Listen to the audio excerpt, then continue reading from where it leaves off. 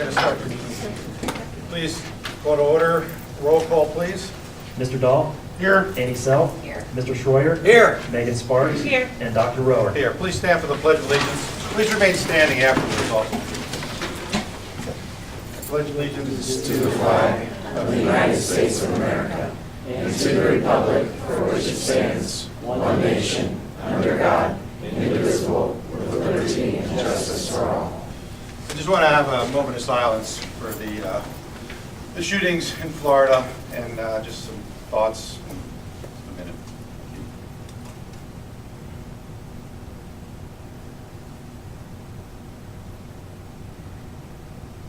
Thank you. Approval of the agenda as presented. Call the roll, please. Mr. Dahl? Yes. A.L.O.C.E. Yes. Mr. Schroyer? Yes. Megan Sparks? Yes. And Dr. Rower? Yes. Next is honors. Thank you, Dr. Rohr. We have two groups of students. We're going to start off with Magsic Middle School, and I'll ask Principal of Magsic, Mrs. Stacy Westendorf, to come up, and all the staff and students that she brought to our meeting tonight. So, Mrs. Westendorf.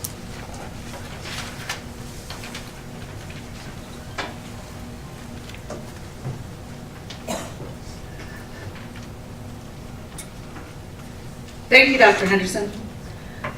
My name is Stacy Westendorf, and I am the principal at Magsic Middle School.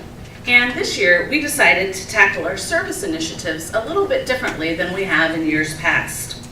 We wanted to focus on one initiative in the fall semester and a second initiative in the spring semester. Student Council and Junior Optimist students researched various service organizations, and these student representatives created a list of 5 worthy causes.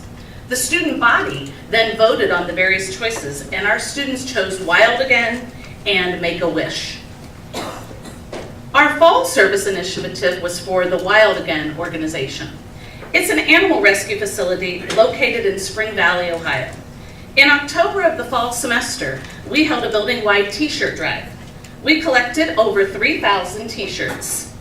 Wild Again repurposes these t-shirts by using them as bedding for the recovering animals. Our spring semester initiative was reserved for the second student choice service organization, the Make-A-Wish Foundation. We were lucky enough to be matched with an area student. Aiden is a 6-year-old boy who lives in Germantown, Ohio, and is being treated for neuroblastoma, a type of childhood cancer. Our Make-A-Wish initiative wouldn't have been possible without the involvement and leadership of our middle school lacrosse players, our student council, and our Junior Optimist Club. Tonight, we have 1 staff member and 2 students from each of these organizations. Each teacher will introduce herself and her student representatives. They will all share some important information about their role in our initiative. Good evening. My name is Pam Gerald, and I organized a penny war, which was the first part of our Make-A-Wish fundraising initiative. I enlisted the help of all of our lacrosse players at Magsic. Each day, 1 girl lacrosse player and 1 boy lacrosse player sat at our collection table during 1 lunch period to collect and count change brought in by staff and students. These students also created posters for the penny war and created several announcements to read during the morning announcements. In a penny war, 2 or more groups compete to win a fundraising competition. In our case, it was the girls competing against the boys. Each group has a bucket for collecting coins or dollar bills. The value of any pennies collected by the group count towards that group's total points, while the value of other coins or dollar bills are subtracted. Hence, in a competition between Group A and Group B, a contributor who wants Group A to win will place pennies in Group A's bucket and nickels, dimes, quarters, and dollar bills in Group B's bucket. Overall, we ended up raising just over $914. Tonight, I have 2 of my students who helped with the penny wars. I'd like to introduce 6th grader Cami Stout and 8th grader Will Brooks.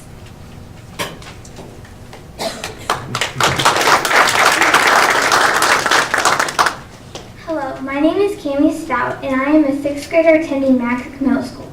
My favorite thing about this fundraiser is that everyone in the school is willing to support and participate. No matter if it's a competition or not, we all know the real winner here is Aiden. Our Make-A-Wish fundraiser can only continue to raise more money from here, and all Maxic students, including me, are very excited to end this fundraiser strong. Hello, my name is Will Brooks. I really enjoyed participating in the fundraiser. It gave me an opportunity to meet other students who aren't in any of my classes. The competition really was fun, but it was really greater to know that I was doing it for Aiden.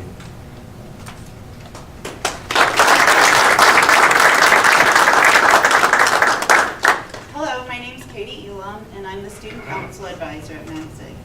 We took on the initiative to sell the stars for the Make-A-Wish campaign. We have had so many generous response that we've been really busy. Paper stars were sold each day last week during lunch, and they're continuing to sell them this week during lunch. Students purchase the stars for $1 each, sign their name kind of like at other local businesses, and then we hang them up on the wall.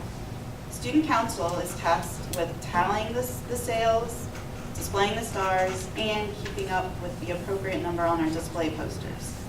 Tonight, I brought with me 2 Student Council officers. We have our Student Council President, Krisha Bull, and our Student Council Secretary, Nevaeh Haskins.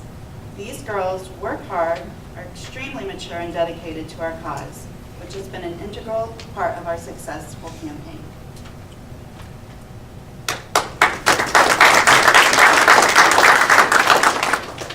Hi, my name is Nevaeh Haskins. I'm an 8th grader at MAGSIG, and I am the Student Council Secretary. I have enjoyed helping at the STAR sales table. Probably the biggest task I have is making sure that everything matches up. From the STAR sales tally to display posters to the actual money total, a lot of math is involved. Plus, I need to make sure to pay attention and not miss one of these counts, while at the same time selling and displaying stars. I'm so excited to be part of helping Aiden's wish come true.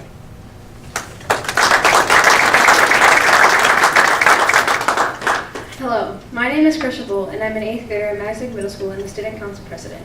I was able to help out at the STARS tables almost every day last week and will be there for most days this week. With this experience, I am able to help new sellers learn the process. We have had many $20 sales. This large sales keep the sellers busy. We have to make sure that the new buyers get all of his or her stars and get them all hung up while still maintaining our records. However, with teamwork, we are still able to stay up with it. Like Nevaeh and all of MAGSIG, I'm eager to help Aiden's dream come true.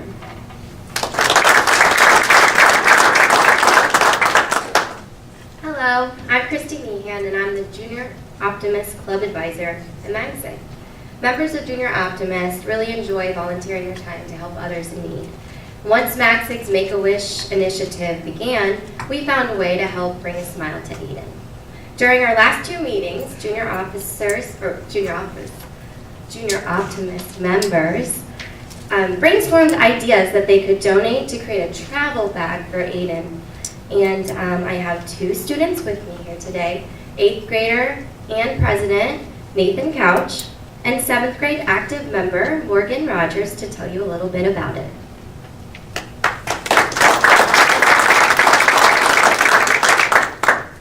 I'm Nathan Couch, the Junior Optimist President at MAGSIG. MAGSIG is involved because people at this school love to help those in need. We decided in Junior Optimist to create a travel bag for Aiden so he can have fun things to do on his way to Disney World. For Aiden's travel bag, we have collected and continue to collect items such as coloring books, Hot Wheels, travel bingo, Play-Doh, etc.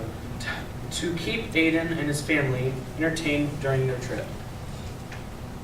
So far, we've gotten many donations, even though we've just started, such as Hot Wheel cars, activity books, and a Disney guide, a Disney gift card. And we hope to collect more items soon.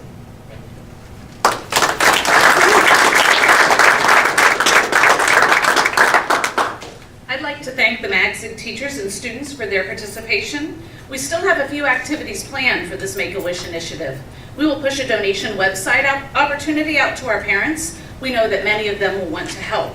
Some parents work for companies that match their employees' donations, so perhaps we'll be able to tap into that as well.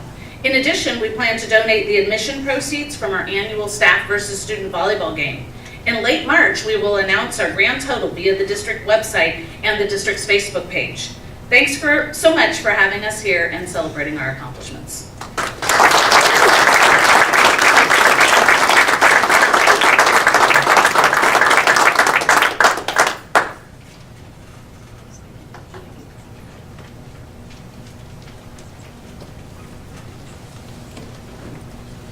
Thank you, Mrs. Westendorf, and all of the teachers and all of the students for coming here tonight. We appreciate that.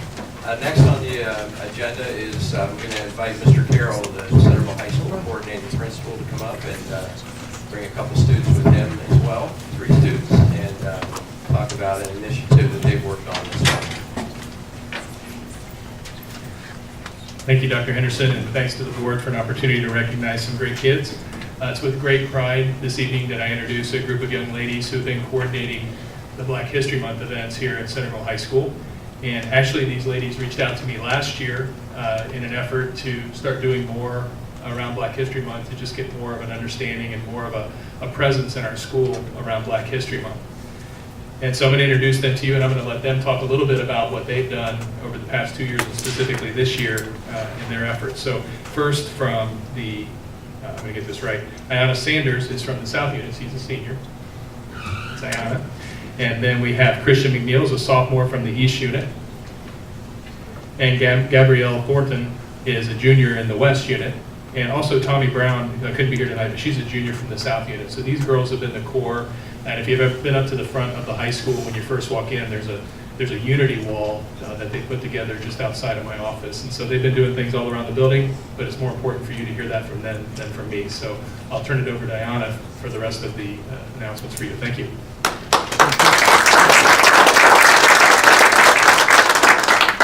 Hi, my name is Ayanna Sanders. I'm a senior.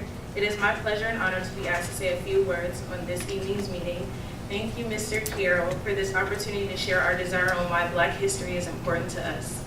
I personally believe it would enrich the students and staff, as well as enable other cultures here at Centerville to implement their cultures here as well.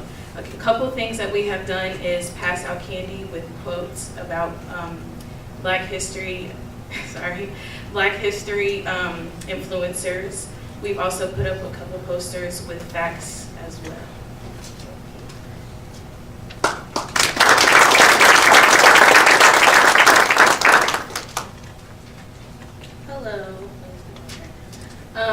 Black history is important to me because it's a good thing to know about your culture, especially because I don't know everything about Black history. And also, it's not just important to know about our culture, but everyone's culture. And I think this is one of the reasons why we started this program, is to bring unity to this school. And everyone has a different culture, so why not learn about it?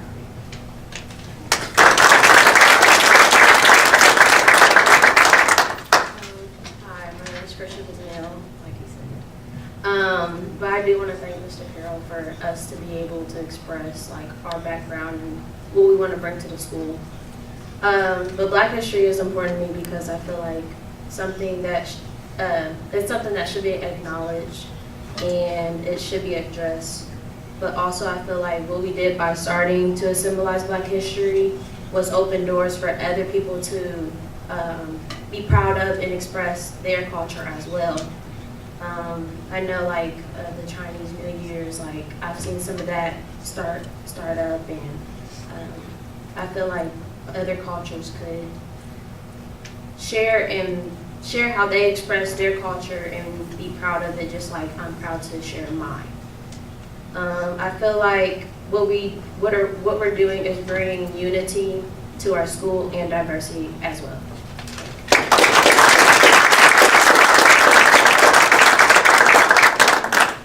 I'll just say a couple of things, because the work that these students have done has actually kind of spun off some other things. They actually started a Girl Power Club, which is an awesome club here at the high school. That actually happened last year and it continues. In addition to that, I noticed that somebody was out at the Unity Wall making measurements the other day, because I found out that the Diversity Club is going to be putting up a Women's History Month, display there. So I'm super excited that, if you give kids opportunity for leadership and they take hold of that and run with it in ways that I couldn't have planned, they just have done a wonderful job. that it actually causes other students here to think about what they could do to make a contribution. So just know, ladies, that your contribution went beyond just this 1 month, so thank you.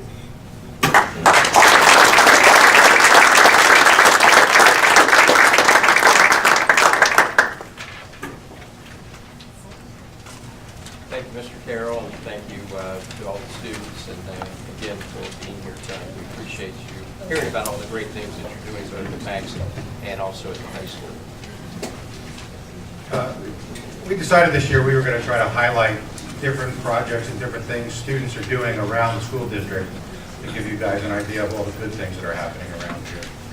So, thank you all for coming. Next is the Board of Education report, legislative report, Megan Sparks.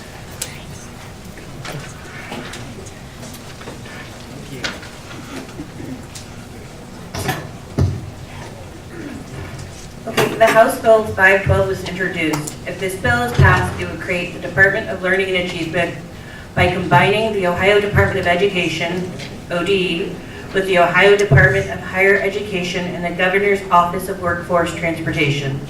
If this bill is successful, a great deal of authority and some duties would be taken away from the State Board of Education and the Superintendent of Public Instruction and given to the newly created Department of Learning and Achievement.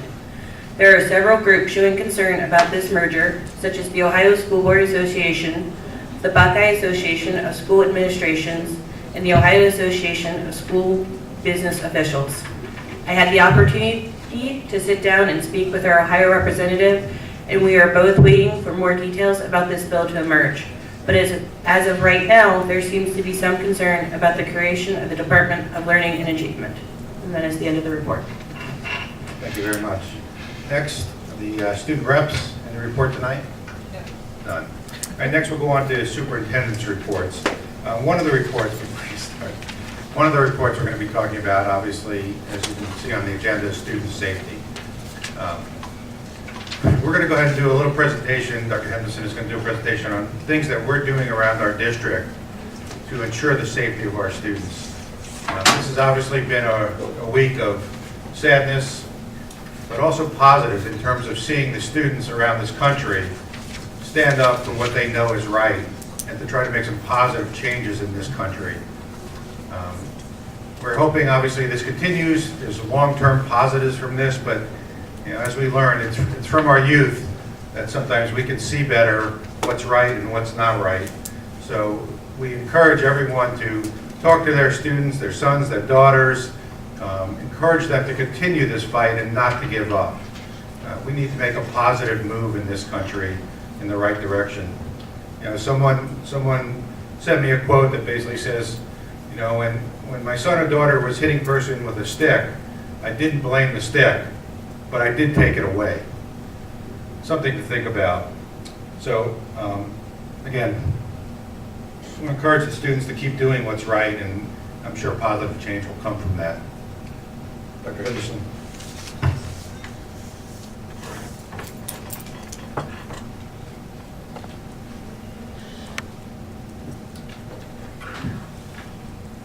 Thank you, Dr. Rohr. That was a great introduction to my report tonight. It's a shame that we have to give reports like I'm going to give tonight, but I had an opportunity last week at our work session to share with the Board of Education the numerous things that we do to try to work hard to create an environment in all of our school buildings that keep both our students and our staff safe. I hope that when you see the list of initiatives that we work on each and every day, that you do know and understand that we are working hard, and student and staff safety is our #1 priority every day of the school year. So I wanted to start off just kind of making some comments in a bullet point format of the numerous things that we do, and Board of Education, I've got copies of my PowerPoint there at your seats there. For the last several years, all of our doors are locked during school hours, and so when you come into or up to one of our school buildings, any of our school buildings, and want to come into those buildings, there is a call button that you have to push. There's a camera, a surveillance camera there that shows someone inside the building who's pushed the button, who is waiting by the front doors. Those individuals are acknowledged and asked what their matter of business is for coming to the school building before they're buzzed in. Years and years ago when I started in education, there was countless numbers of research out there in the literature that talked about how important it was for school buildings to be invitational, how important it was to invite our community and our parents into our school building. And again, it's kind of a shame that we have to think about doing these things that make us less invitational. But again, we have to make sure that our buildings are safe. So I mentioned the cameras by the front doors. We have numerous cameras both inside and outside of all of our school buildings. Here at Centerville High School, a large building, we have quite a few of those cameras in the building, and then also outside throughout the parking lots and things like that. Several years ago, we also implemented a process where all of our staff wear ID badges. It was important, we felt important as we worked with our school resource officers and law enforcement agencies in our community for them to make sure that they could identify who were staff and who weren't if they had to come in an emergency situation. We also have all of our visitors sign in, and we make sure that they have some identification that they get at the office when they sign in. A lot of the elementary buildings have gone to an adhesive sticker that again they're wearing, that's very visible. And then all of our substitute teachers, when they come in, they have a special ID that we've made them. We ask them to turn that badge in at the end of the day when they're finished subbing for us. We also have detailed, and I believe me, they are very detailed disaster drill procedures for all kinds of various scenarios. I'll get to some of those here in just a minute towards the end of my presentation. We have 3 school resource officers that we work with in our school district. 2 of those are from the Centerville Police Department. We're fortunate in our community to have a great relationship with both the City of Centerville and Washington Township. And our school resource officers from the City of Centerville that work, we have one that's full-time here at Centerville High School. We have another Centerville police officer that rotates throughout the other buildings in our district that are located inside the city. And then we have a deputy sheriff that we work with as a school resource officer that rotates through the buildings in our district that are in the township. All 3 of these officers do an amazing job, and they become a part of one of the staff. I was reading in the Dayton Daily newspaper, I think this morning, where they were highlighting a Kettering school resource officer, and they were talking about how that officer spends time each lunch period getting to know the first names of all the students. And our officers do the same thing. And like I said, they do an amazing job of getting to know the students, building those relationships, knowing the staff and meeting the staff. And we consider them on our staff every day. And they work hard, and they're with us throughout the school year, and they do an amazing job. In addition to the 3 resource officers, we have a special computer in our office that is connected to the Bureau of Criminal Investigations, and so we do background checks on any and all staff who work with students. So that's part of our induction process. If we're looking to hire someone or anybody that's coming in to work with students, we put them through a background check. For the last 2 years now, we've had the Education Connection. We call it TEC for short. It's the district notification system that I use for the calamity days to close school due to inclement weather or 2-hour delays. But the thing that I like about the TEC program is that it provides us a lot of flexibility and gives us a lot of opportunities to be flexible in how we use that. So we actually have subgroups created for pretty much everything that we need in the school district. And for example, if bus 42, and I'll just use bus 42 as an example, is running late, or there was something, maybe a malfunction that broke down on the road and we were sending another bus to pick up those students, we can actually use the TEC notification program to call all the parents of the students that are on that bus 42 for that particular route. So if it's an elementary route, if it's on their way to school, on their way home from school, or a middle school route. So it gives us a lot of flexibility and opportunities to make sure that we're keeping those communication lines open. Periodically, as we deal with things in the school building and as those things become more and more public, our parents expect to be kept informed, and so our principals use the system as well to make sure that our parents have good understanding about what's happening in our school community as well. We also have a Marks radio system. There is a Marks radio in every single building in our district. Would be what I would refer to as kind of a panic button.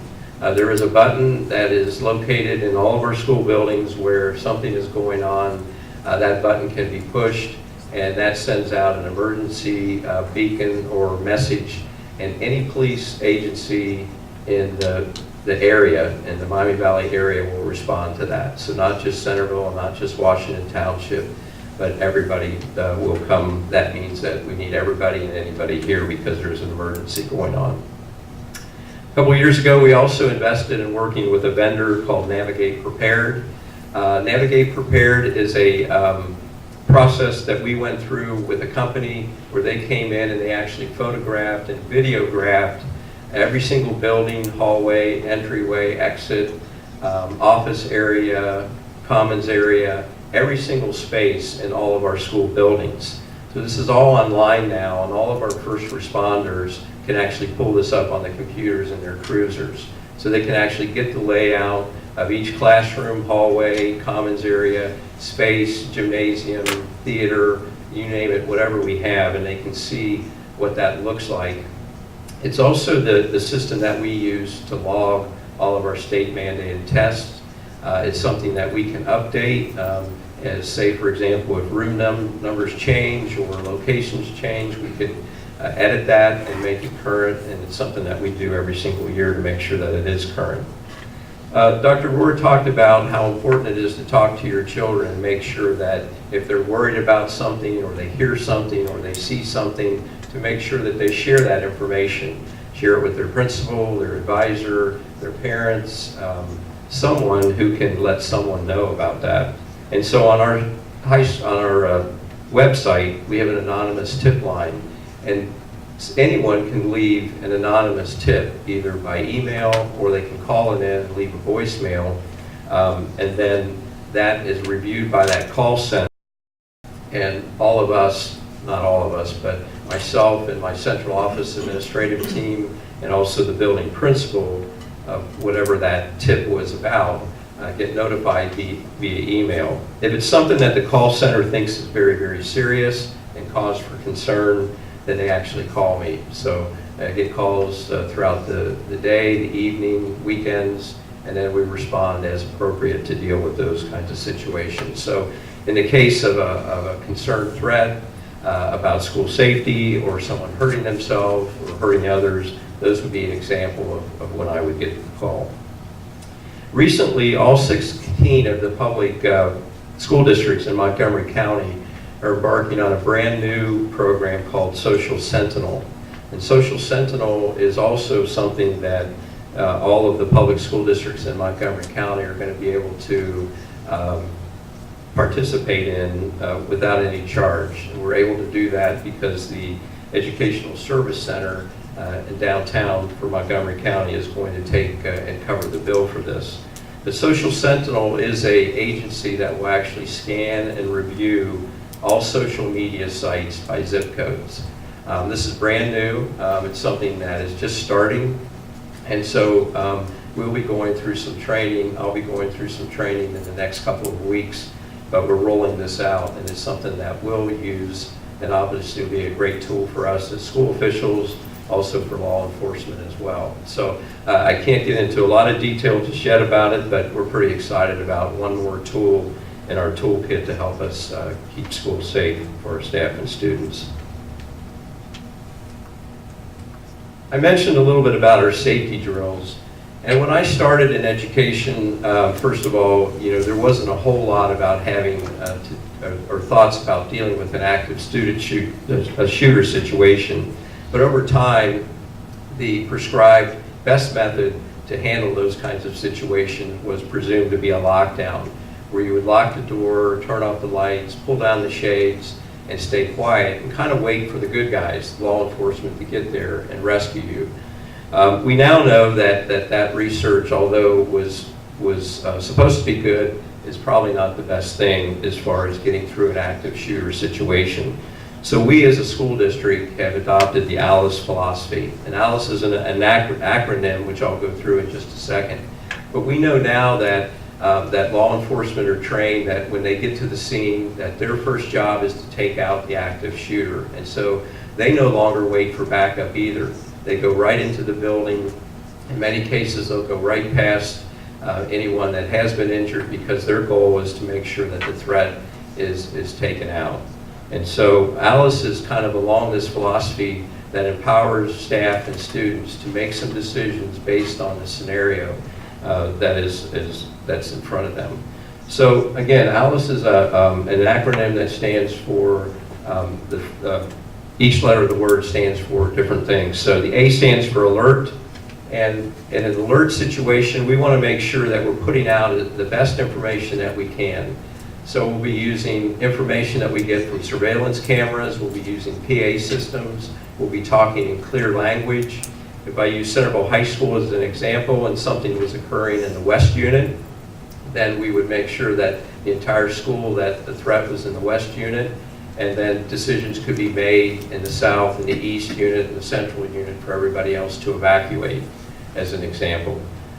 If there are some cases when maybe it is a good idea to lock down, and that would be, again, based on a scenario where maybe the threat was close by where you were located. And that might be a situation where you would lock the door, where you would barricade, and where you would make sure that nobody could get into the classroom. The I stands for inform. And again, as the threat would continue, and as long as we could, we would make sure that we would continue to give good information with the use of the cameras and the PA system. In some cases, we may be able to also use texting as well. The C stands for counter, and many times that means that we may be barricading. Our classrooms all have furniture. When we adopted the A.L.O.C.E philosophy, all of our teachers took a critical look at their classrooms.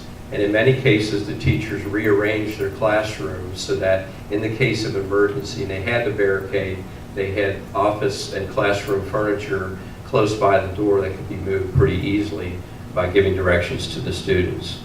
Also, in some cases, especially with older children, we know that, especially at the high school, and if there's one threat that's coming into the door, anything and everything could be used to neutralize that threat. And that means throwing things, again, continuing to barricade. In some cases, it means even with older students swarming to take that threat down and working together as a team. We don't do that, obviously, with younger children. And when we practice these drills, we make sure that we do everything that is age appropriate. So with our younger children, our younger students, we're doing more drills that are centered around following the directions of your teachers, kind of stranger danger type things. And we have some videos that are age appropriate so that we don't scare them, but we do impress upon them how important it is to follow their teacher directions. And the last thing is E. The E stands for evacuate. And we know now from the research that evacuating in most cases is really the best option. In most cases, we know that many times these threats that come in are not professionally trained.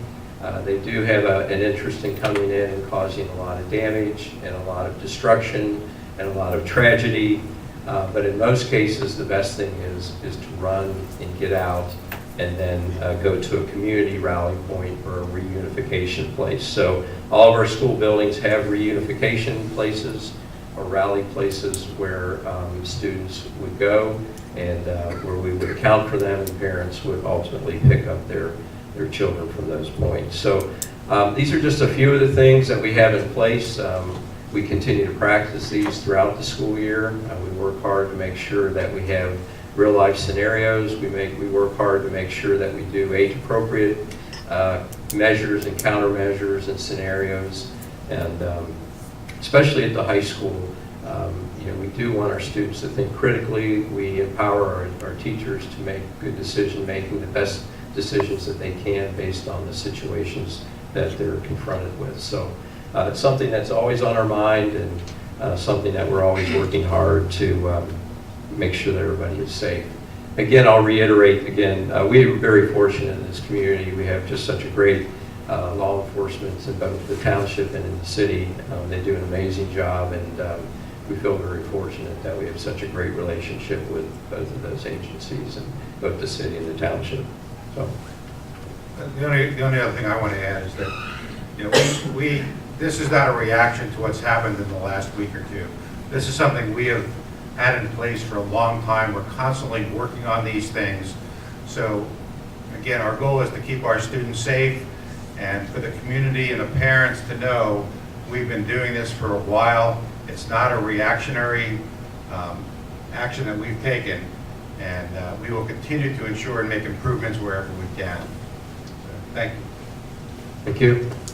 Next, while I'm up here, I'm just going to have Mr. Westney, John Westney, our business manager, come up and do the final report. And he has some good news to share regarding some money that we received from DP&L. So.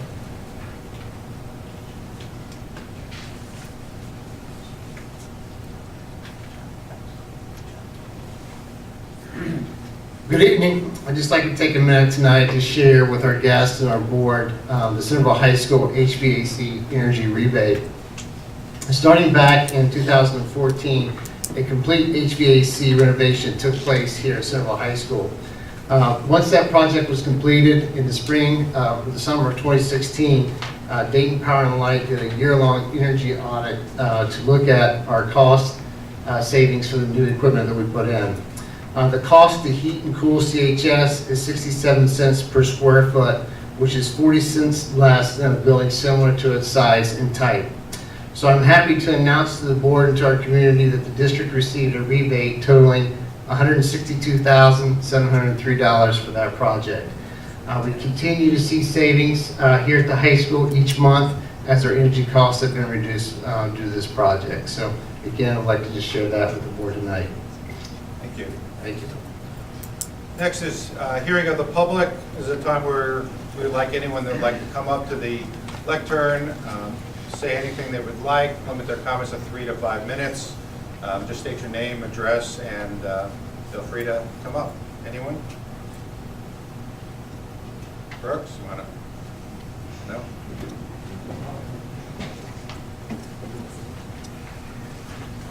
It's always risky when you open up. You're the only one. All right, wait. Okay, go. Give me a 3.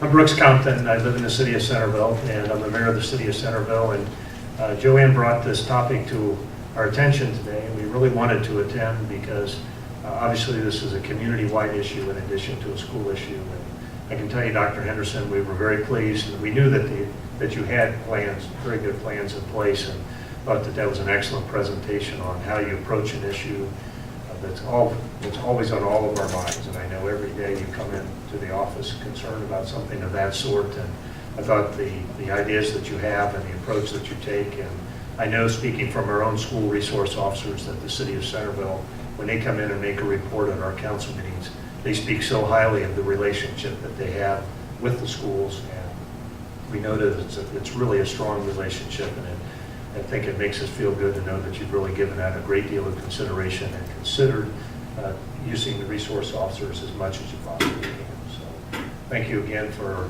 I think we were very interested, Mark Engert from council, of course Joanne Rao also, and myself, very interested in the report, and I think it was very helpful. We will bring that, we have a retreat coming up very shortly, and we're going to talk a little bit about that at our retreat, so it was helpful to have that report. Dr. Anderson, I think that you indicated there might be a PowerPoint opportunity. Excellent, we'll take that back and circulate that before our retreat. So, am I okay very much? Yeah, great. Okay. Thank you very much. Shot. That was great. Appreciate it, Peter. Thank you for all you guys do, too. Yeah, thanks. All right, next on the agenda is Treasurer's Report. Mr. Peterman. I assume there was no one else that wanted to talk, right? Okay.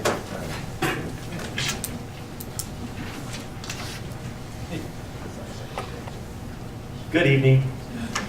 This is the Treasurer's financial report for February 26, 2018. I only have 3 slides to share tonight. Our general fund revenue from all sources are meeting or exceeding estimates, and the only revenue category we need to continue to watch closely moving forward is the real estate category, because the final collection for the year will not be received until April or May. I have estimated a 1% increase to the real estate tax collection this year and still expect the estimate to be met.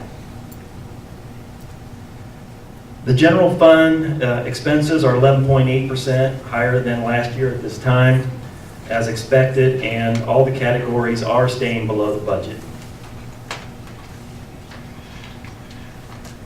Each year, we are required to have the 5-year forecast updated and board approved prior to May 31st. At the board work session last week, I reviewed the current revenue and expenses projections and shared some areas that will likely need to be modified at the May board meeting this year. These modifications will be critical to the future forecast projections as we begin to spend more than we're taking in this year. This concludes my report unless there are any questions from the Board of Education. Thank you. Thank you. Next, Treasurer's recommendations. Consider approving the January 2018 financial statements, monthly financial report, fund activity report, appropriations report, general funding spending report, general fund summary, general fund summary comparison, purchase orders including in statement number 7, approved by administration then and now, certified by the treasurer and supported by the board resolution totaling $165,114.35. So, second. Call the roll. Mr. Dahl. Yes. Annie Self. Mr. Schroyer.